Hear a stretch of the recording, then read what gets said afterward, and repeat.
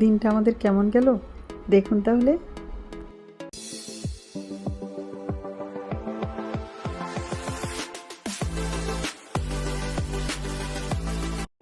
আসসালামু আলাইকুম সবাইকে, Bengali sisters kitchen travel and blog থেকে।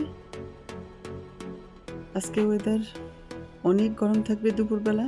সে অনেক সকালে উঠে গার্ডেনে কাজে লেগে গেছে, টমেটো গাছ বাঁধা, এটা সেটা সব কিছু করছে। আমি নাস্তা বানিয়ে নিলাম, দেখালাম তো কীভাবে বানালাম। কফি, ব্রেড,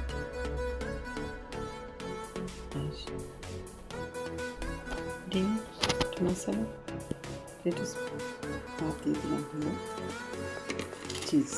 এখন এটাকে আমি পাট করে ভাজ করে নেব। প্রথমে ডিমটাকে চিজের সাথে দিয়ে দিলাম, সালাদের সাথে দিলাম,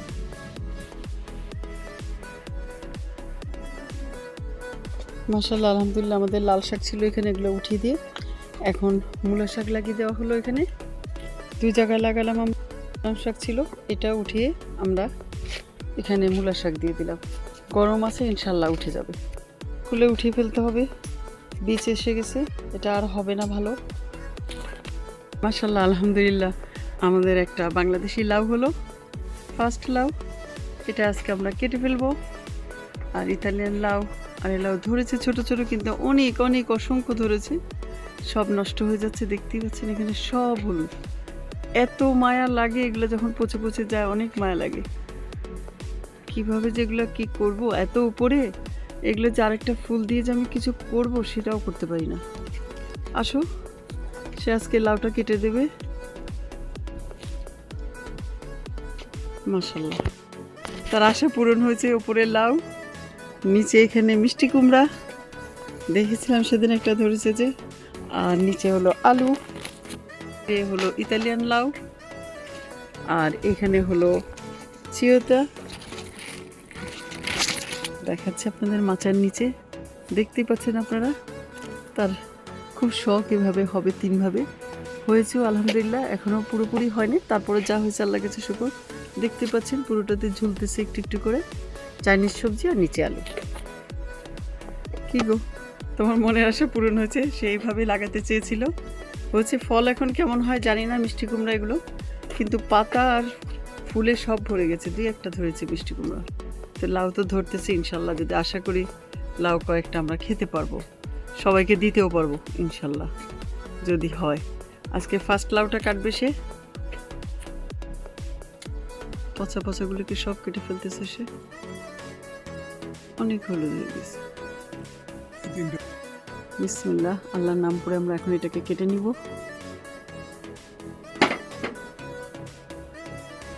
বাংলাদেশি লাউ কাটা হলো আলহামদুলিল্লাহ, ইনশাল্লাহ আরও হবে কয়েকটা। দেখেন তোমার লাউটা কেমন হলো। মাশাআল্লাহ ভালোই হয়েছে।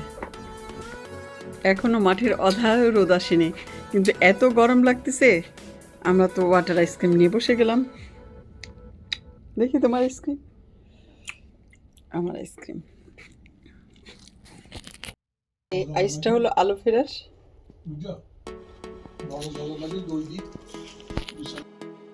মাশাআল্লাহ, গরমে ফিগগুলা সব পেকে গেছে। এদিকে ওদিকে আমি কয়েকটা আগে উঠাই, তারপর দেখাচ্ছি। কয়েকটা ফিগ হালকা হালকা পাকা আছে, আর এগুলো পেকে গেলে আমি উঠিয়ে নিলাম। মাশাআল্লাহ,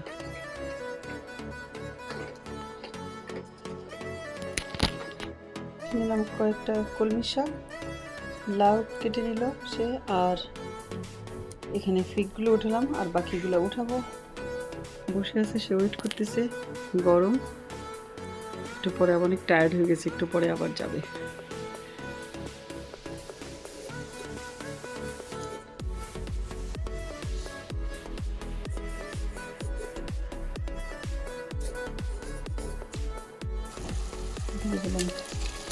চিংড়ি মাছ,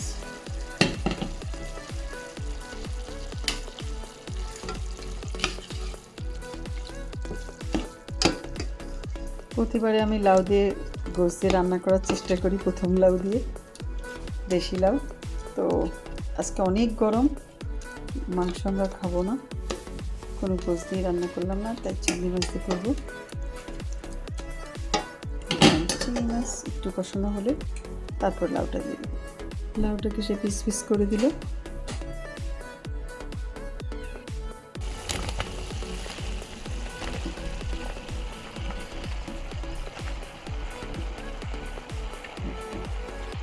করতেছি, উঠিয়ে নিতে আসছি ধনেপাতা, গার্ডেন থেকে উঠিয়ে নেব ধনেপাতা দিয়ে দেবো কয়েকটা। মাশাল্লাহ মাশাল্লাহ, টমেটো ধরেছে অনেক, কিন্তু পেকেছে মাত্র কয়েকটা। পাকাগুলো আগে উঠিয়ে নিয়ে আমি টমেটো দিয়ে লাউ দিয়ে রান্না করবো চিংড়ি মাছ দিয়ে।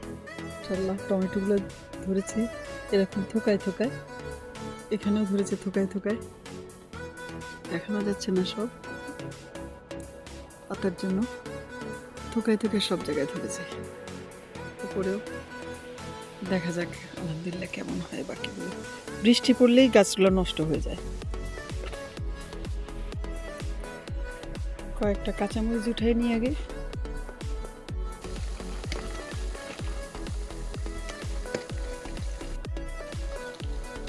চুলার জালটা এখন একটু কমিয়ে দেব। এই পানির মধ্যেই লাউটা হবে, ফ্রেশ লাউ যেহেতু এই পানিটাতে হলে এটার টেস্ট আলাদা হবে। পানি অ্যাড করলে লাউটার স্বাদ আর তত ভালো হয় না, যে কারণে আমার কাছে লাগে। আর আমি এর জন্য পানি কোনো ইউজ করব না, এই পানিতে হবে। চুলাটা কমিয়ে দিচ্ছি, আস্তে আস্তে হবে এটা।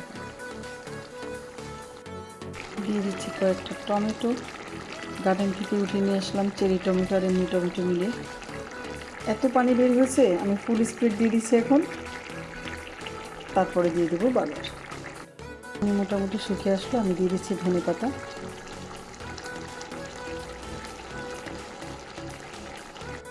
লাস্ট ফিনিশিং দিয়ে দিচ্ছি বাগার।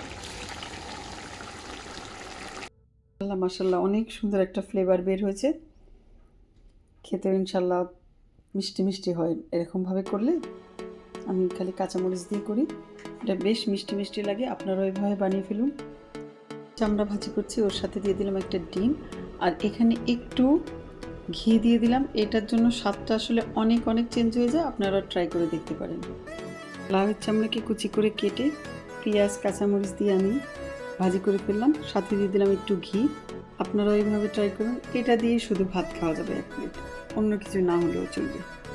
অন্য কোনো নতুন ভিডিও নিয়ে, ততক্ষণ পর্যন্ত সবাই ভালো থাকবেন। আল্লাহ হাফেজ।